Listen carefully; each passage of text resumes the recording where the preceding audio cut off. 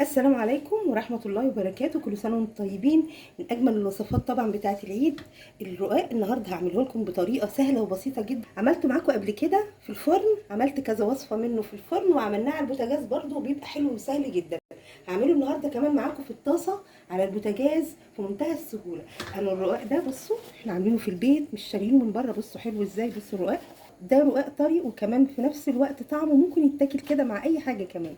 وعاملين ايه الشوربه بتاعتنا، الشوربه بتكون دسمه شويه بتاعت لحمه طبعا. وعاملين العصاج، مجهزين السمنه، افضل تكون سمنه بلدي. وخلاص على الطاسه على طول هبدا اعمل ايه. هنبطن بس الطاسه شويه بالسمنه، نحط لها حبه كده حلوين من السمنه. برضو ممكن نعمله في الصينيه، انا هوريكم برضو صينيه انا مجهزاها عشان اوريها لكم، بتبقى بنفس الشكل وبنفس الطريقه. بس في الطاسه كمان بتبقى سهله ونروح قلبينها على طول، حلوه جدا بصراحه.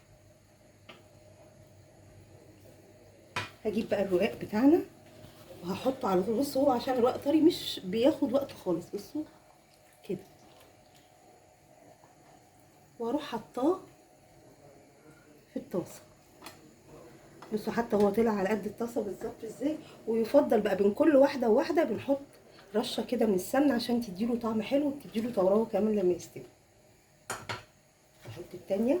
طبعا انا هعمل هنا 3 تحت وفي وسط العصاج، وهعمل 3 فوق. في ناس بتحب تعمله لما بيكون الرق طري كده، ممكن ما يحطوش في الشوربه، بس طبعا الشوربه بتخليه اطرى ويبقى معانا سهل جدا. بصوا رشه من السمنه، واحط كمان واحده.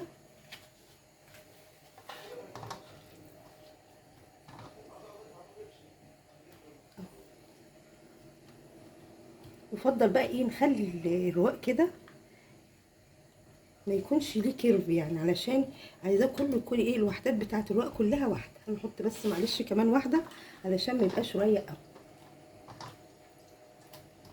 والشوربه برضو تكون دافيه، اما لو رقاق ناشف بقى طبعا الشوربه تكون سخنه جدا. يعني يكون عندنا الحله بتاعتنا على النار، الشوربه فيها سخنه، وكل شويه بنجدد الشوربه علشان الرقاق الناشف طبعا بيبقى محتاج على طول يكون طري. رشه كده بسيطه من السمنه، وبعدين احط بقى العصاج.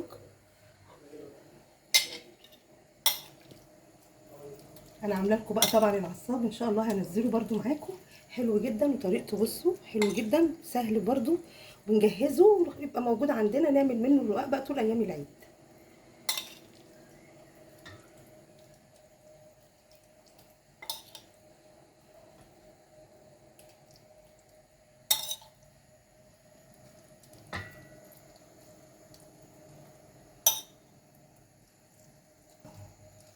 هرجع بقى اكمل بقى وحدات الرقاق بتاعتنا ونطبقه على طول على البوتاجاز. احط بقى دي، هنقفل بقى كده على الرقاق كده.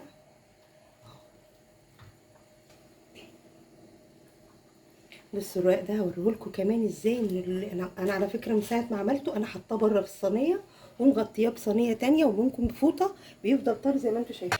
شايفين الرقاق حلو ازاي، حلو جدا. بصوا عملت لكم في القناه قبل كده، هحط لكم اللينك بتاعه لو حابين بس ترجعوا له علشان يبقى معاكم على طول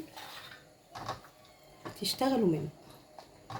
بصوا منتهى الروعه. على فكره الشوربه اللي انا عاملاها دي خلاص بقت بارده، بس في نفس الوقت علشان الرق بتاعنا حلو مش مضايقاني، يعني شغاله بيه اهو. احاول برضو ايه اضغط شويه بسيط كده على الرق، ادخله في بعضه. وهحط برضو الطبقه بتاعت السمنه. معلش طبعا هو بياخد كميه من السمنه عشان تطلعه طعمه حلو. بس هحط الواحده الاخيره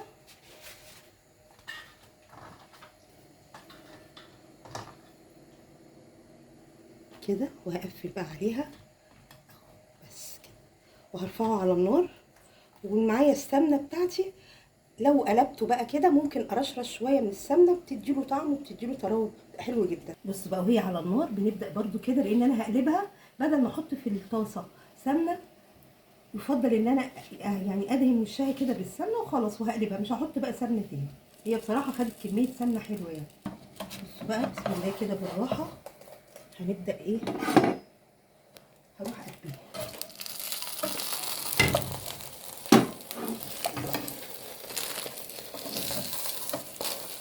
طبعا هفرد فيها شويه كده،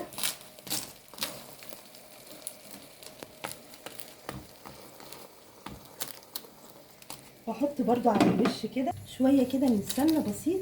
بصوا طبعا هي انتوا برضو لو عايزين تقللوا شويه التحمير بتاعها، بس هي كده بتبقى صراحه متحمره وبتبقى حلوه جدا. بصوا بقى اللي انا عاملاها بالصينيه حلوه ازاي، سهله وبسيطه وطلعت معانا. بصوا منتهى السهوله اهي، مفيهاش اي حاجه. هقلبها انا بقى في صينيه، لو انتوا حابين بقى بطبق تاني اهي.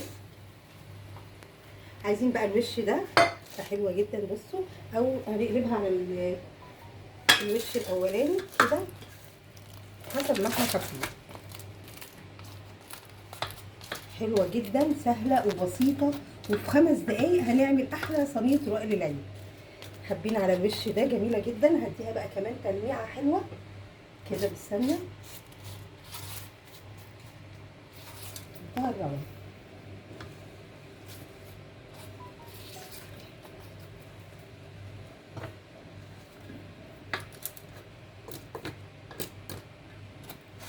كده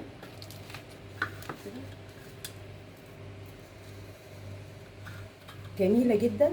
كل سنه وانتم طيبين. عملنا الرواق مع بعض، عملنا العصاج، عملنا اللحمه بتاعت العيد الجميله السهله. طبعا كله بيسلق لحمه في العيد، بس احنا لو حابين بقى جنب الرواق ناكل اللحمه دي هتبقى حلوه جدا. ان شاء الله تجربوها باذن الله. كل سنه وانتم طيبين، اشوفكم على خير، ويا رب كل اللي كان نفسه في اي حاجه يوم عرفه ودعا بيها تحققها له ربنا ان شاء الله.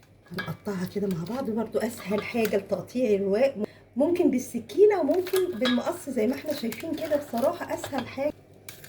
بصوا بقى هوريكم قد ايه الرواق. بصوا هش وجميل ازاي وطري. طبعا هي سخنه جدا، يفضل نستنى لما تبرد، بس انا عشان بوريها لكم اهي.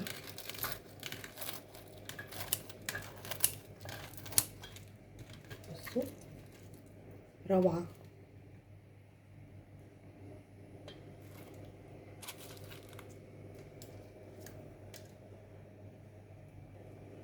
جربوها بقى ان شاء الله هتعجبكم جدا. كل سنه وانتم طيبين. السلام عليكم ورحمه الله وبركاته.